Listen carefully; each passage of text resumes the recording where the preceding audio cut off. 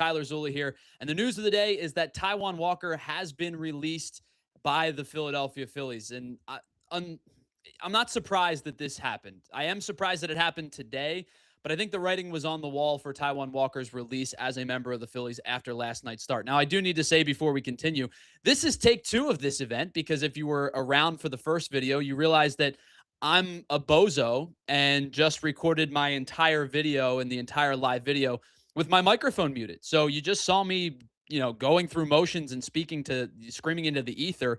Welcome back. Thanks so much for being a part of today's show. And we'll make sure that this time the microphone is in fact live. So the news is that Taijuan Walker has been released by the Phillies. And again, it's not surprising. Last night was probably the final straw for this decision to be made.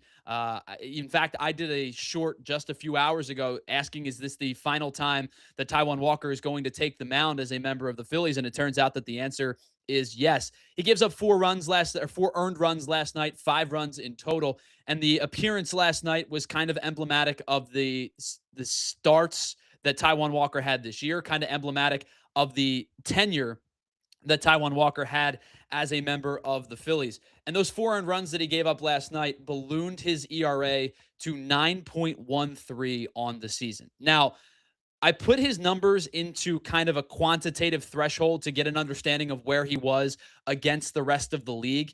And it turns out that there's almost no comparison against the rest of the league, because Taijuan Walker, in a quantitative threshold of 20 innings pitched this year so far, is the worst pitcher in baseball. It's a 9.13 ERA. It is 1.3 earned runs less than what the next closest guy has in that 20-inning threshold. It's a 7.8 ERA compared to Walker's 9.13.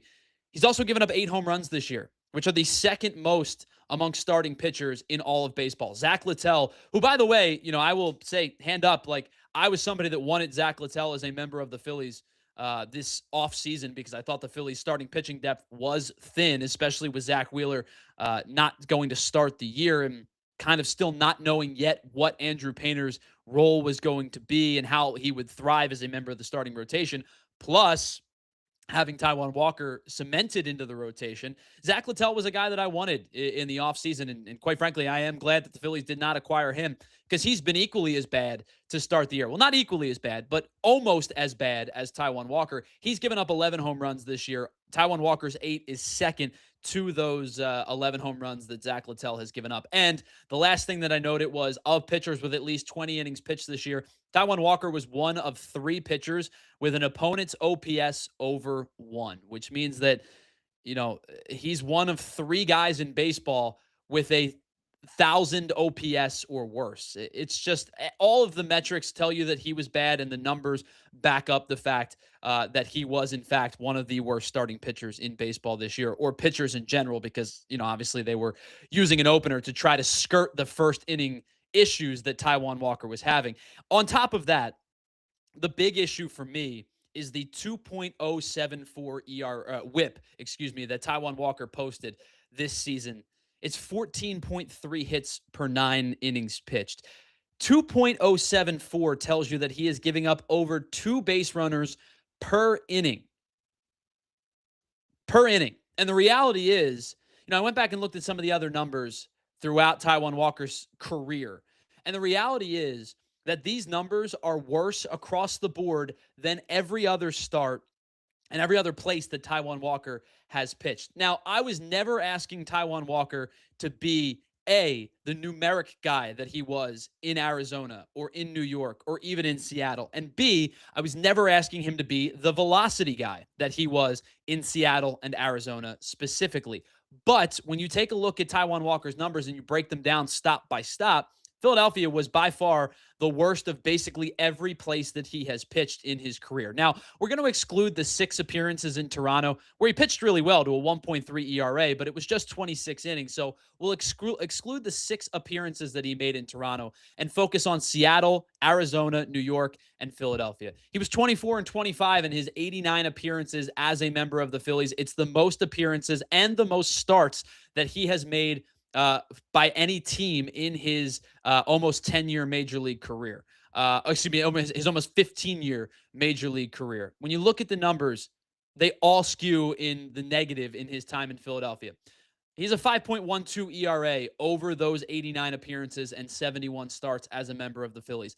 And the reality is, if he posted the 4.17 ERA that he had in Seattle, he'd still be a member of the Phillies today. If he posted the 3.98 ERA that he had as a member of the Mets, he would definitively still be a member of the Phillies today. But I'm not even asking for a 3.9 or a 4.1. If Taijuan Walker had a 4.6 as opposed to a 5.1 over his 89 appearances as a member of the Phillies, there's a very real chance that he's still a member of the team. Does that mean he's going to be in the rotation when Zach Wheeler rejoins the team? Probably not. But for a guy that's making $17 million a season, there's reason to keep a guy with a mid-4 ERA who can give you multiple innings. At 5.1 ERA, he becomes expendable. At 5.1 ERA, Alan Ronhell can do everything that Taijuan Walker was doing. And I would imagine at this point they feel more comfortable with Ronhell as the long man, as the swing guy, than what Walker is doing at this point. Now, I will say this. I give Taijuan Walker a lot of credit for what he did last season. Being that swing gate guy is a difficult role, starting some days, pitching long relief some days, back and forth between the rotation and the bullpen, sometimes an inning, sometimes multiple innings out of the pen, sometimes getting the start, and being asked to give, length in a start when you're not stretched out is a difficult task. And I thought he did a decent job at it. And I'll be honest, if he posted the 4.08 ERA that he had last year, again, he'd probably still be on this team. But you dive a little bit deeper into it. The 1.46, almost 1.47 whip that Taijuan Walker has in the 3+ years as a member of the Phillies is by far the worst in any stop along the way. Again, a 1.3 in Arizona, a 1.2 in Seattle, and a 1.1 in New York. Any one of those whips, he probably is still with the organization today. And the big reason is because he gave up far too many hits. You saw it over the last two of the last 3 seasons, but in total, he's given up 430 hits in just 402 and 2/3 innings pitched. That is the only stop along the way of his 14-year career that he has more hits allowed than innings pitched. It's a reason as to why this year he's at a 14.3 hits allowed per 9 innings pitched. And over those 22 innings, not only did he give up 36 hits, he also gave up 23 earned runs, which is the most in the National League.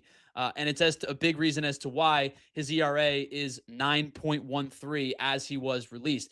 But diving even further than just the numbers, I think when you take a look at 2026 and 2024, I think 2025 becomes a little bit more of the outlier. Now, I will say this. The one thing that Taijuan Walker did a better job at this year than he did in 2024 was he gave up less hard hit contact. This year so far, he was in the 72nd percentile of average exit velocity, under 88 miles an hour, and he was at 36% hard hit rate, which put him in the 63rd percentile. There were some bleeders, there were some bloops that got in the way. Last night against the Cubs, he certainly gave up some hard contact, the double to Pete Crow Armstrong, a couple of home runs allowed as well, and those are going to factor into the end conversation. But I will give him a little bit of credit for limiting the hard contact in 2026, because in 2024, he was genuinely considered amongst starters through his 19 appearances and his 15 starts, perhaps the worst pitcher in all of baseball. A 7.1 ERA, a 1.7 whip, and the numbers that tell you really how bad he was: first percentile in average exit velocity, first percentile in barrel rates, third percentile in hard hit percentages. Again, I'm never going to ask Taijuan Walker to be a heavy swing and miss guy, a heavy strikeout guy, but in 2024, he was in the first percentile of whiffs and the third percentile of strikeouts. Now you look to 2025. What did he do in 2025 that made him better than he was in 24 and in 26 that inevitably led to his downfall and his release from this organization?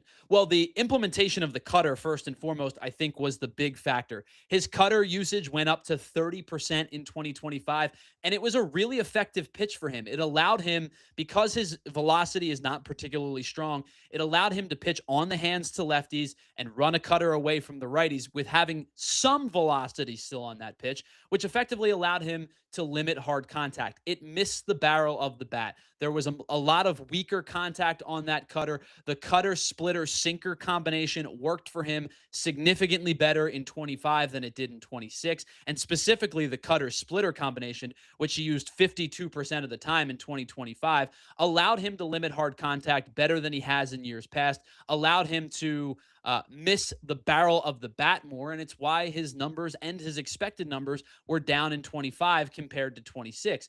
But in down in 25 compared to 26 and 27. But in 26, he was using the splitter more frequently, the sinker more frequently. The cutter usage went down to just 20%.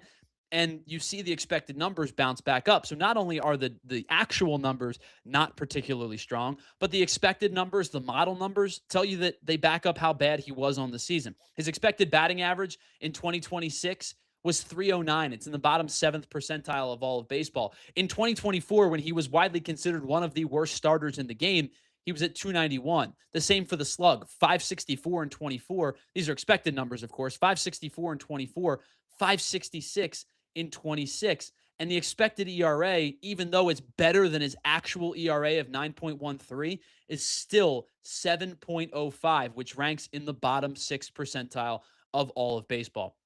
And to me, the biggest issue that Walker was having, not just the fact that the cutter was struggling or being used less, not just the fact that his numbers tell you he was really, really struggling. His command was poor throughout the first couple of starts of 2026 and the appearances of 2026. His command was too much up in the zone. And when you have a guy who doesn't throw hard, forget that. You have a guy who throws hard, 96, 97, 98. If you're leaving pitches up and over the middle of the plate, you're going to get hit. Taijuan Walker, I thought's command was significantly worse in 26 than it was in 25. It was forcing him to come back into the zone at a rate that he probably does not want to pitch at, specifically with the cutter. If you look at the heat maps, he's pretty much middle with the cutter. And even with the sinker, it's up more than he wants it. Specifically, I would imagine two right-handed hitters where you want that pitch below the zone and he's sitting kind of, thigh high, belt high. That pitch is going to get hit. So when his command faltered the way that it did in 26, you notice that a lot of the batting averages spike up on most of the pitches.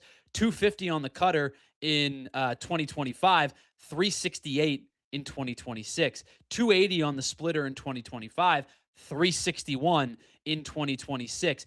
On the sinker, 231 in 2025, 375 in 2026. He's just not generating the same weak contact that he did in 25, and it's what plagued him in 24. He had it happen again in 2026, which led to a lot of extra base hits, led to a lot of home runs. I mean, you take a look at just the extra base hits total, 3 doubles on the splitter, 5 total extra base hits, a double on the sinker, and a home run, 2 total extra base hits. So you're talking about 7 extra base hits, 10 extra base hits on the 3 home runs with the cutter, 11 on the home run against the curveball, and 14 on the 3 against the fastball. So 14 extra base hits, including the 8 home runs. The numbers just back up the fact that Taijuan Walker was not very good. In fact, again, for the second time in 3 years, was probably amongst the worst pitchers in all of baseball. Was the signing a bad signing? I still don't think it was a bad signing. Didn't work out, and I think you can hindsight say, sure, you should probably not have invested $72 million in a 5.1 ERA over 3+ seasons. But at the time, the Phillies were in desperate need of depth. You remember, you go back to 2022, the Phillies starting rotation was Zach Wheeler, was Aaron Nola. You were bouncing Ranger Suarez back. He was pitching out of the pen at times throughout the postseason. And the reality was they were in desperate need of starting depth. Bailey Falter was getting postseason starts. They acquired Noah Syndergaard to get postseason starts. Kyle Gibson made postseason starts. Remember, Christopher Sanchez was not the guy that we have come to know and love just yet. In fact, in 2022, he wasn't even remotely that guy. Even in 23, he wasn't particularly that guy. It really started in 24. The Phillies were in need of depth at the time, and signing Taijuan Walker at the time made sense. Looking back on it, it was a bad signing. Bad signings happen. And now, in fact, you are paying $37 million for 2 guys that are no longer on your roster. Taijuan Walker and Nick Castellanos. That reallocation of funds next year, excuse me, will primarily go to Jesus Luzardo, who's going to get a pretty significant spike when his contract extension kicks in 2027. But you will have a little bit of extra money, a little bit of fluctuation to play with.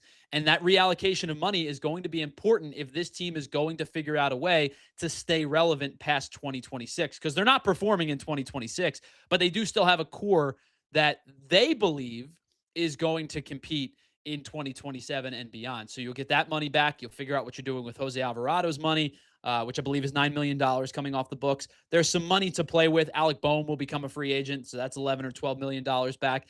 But the reallocation of these funds, once they're off the books, is going to be extremely important to the success of the Phillies' future heading into 2027. But again, the big news of the day, Taijuan Walker has been released as a member of the Phillies. Unsurprising, but I am a little shocked that it happened today and they didn't wait until Saturday. Just that's kind of how baseball operates more times than not. But after giving up 4 earned runs against the Cubs last night, his ERA ballooned to 9.13, and I guess that was enough. Thanks so much for everybody for checking out the very first emergency live broadcast of the Philly Central podcast. Dave Dewar, I see you in the chat. Thanks so much for hanging out with us. Says fans who paid for tickets to the game should be entitled to some of the $18 million. It might be entitled to financial compensation if you or someone you love experienced a Taijuan Walker start. But the big news of the day, Taijuan Walker released. Alan Ronhell will assumedly take the long relief duties, and Zach Wheeler will make his first start of the 2026 season on Saturday against the Braves. So thanks so much, everybody, for hanging out with us. If you're here, hit that subscribe button on the way out. Hit a like if you like this comment. You can smash the thumb down if you don't like Taijuan Walker or you don't like me, but I would appreciate the like and the subscribe on the way out. Thanks so much for hanging out with us. We'll be back later in the week for some more content